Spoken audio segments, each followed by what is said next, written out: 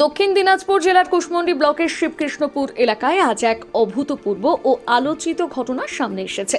জানা গিয়েছে, বর দিলরেজা হক ও তার পরিবারের এসআইআর সংক্রান্ত শুনানির তারিখ পড়ে যায় ঠিক বিয়ের দিনে। নির্ধারিত তারিখ পরিবর্তনের কোনো সুযোগ না থাকায় বিয়ের সমস্ত প্রস্তুতির মধ্যে কুশমন্ডি ব্লক অফিসে হাজির হতে বাধ্য হন বর ও তার পরিবারের সদস্যরা।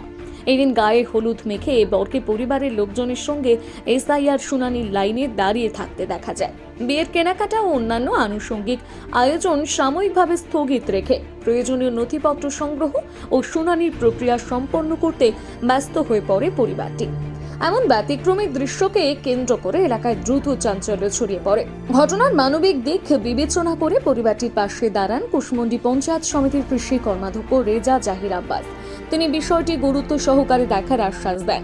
এই প্রসঙ্গে কুশমন্ডি পঞ্চায়েত সমিতির কৃষি কর্মাধ্যক্ষ রেজা জাহির আব্বাস বলেন, আমাদের করঞ্জি অঞ্চলের শিবকৃষ্ণপুরের বুধে পান মোহাম্মদের ছেলে দিলরেজা হক ওর হেয়ারিং হয়েছে। হেয়ারিংয়ে দেখা যাচ্ছে এই দিক দিয়ে হেয়ারিংয়ের চিঠি এসছে এসআইআর, আর অন্যদিকে ওর নিজের বিয়ে।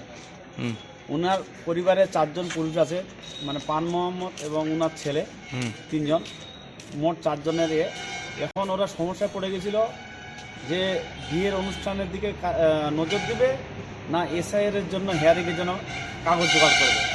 এই সমস্যাতে আমরা আমাদের করঞ্জি গ্রাম পঞ্চায়েতের প্রধান উপপ্রধানদের শুরু করে আমরা ওনাদের যেসব কিন্তু আমরা তড়িঘড়ি আমরা ম্যানেজ করে দিলাম। বিশেষ করে ওদের নামের একটা ভুল ছিল, পান মোহাম্মদ এবং হচ্ছে পানাউল্লাহ, মোহাম্মদ পানাউল্লাহ। আমরা সঙ্গে সঙ্গে আমাদের বিশিষ্ট আইনজীবী শাহজাহান ফোন করেছিলাম, উনি ফার্স্ট মিনিস্টারের এফিডেভিটের ব্যবস্থা করেছিলেন।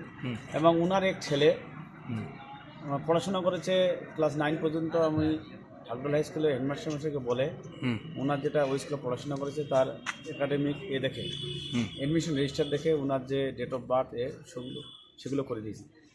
মানে এখানে ইলেকশন কমিশন এবং উপদার্থ বিজেপি সরকার, কেন্দ্রীয় সরকার একটা লোককে হ্যারাসমেন্ট করার একটা পদ্ধতি বের করেছে। কুশমন্ডি থেকে দিলদার আলীর প্রতিবেদন, নিউজ টুডে।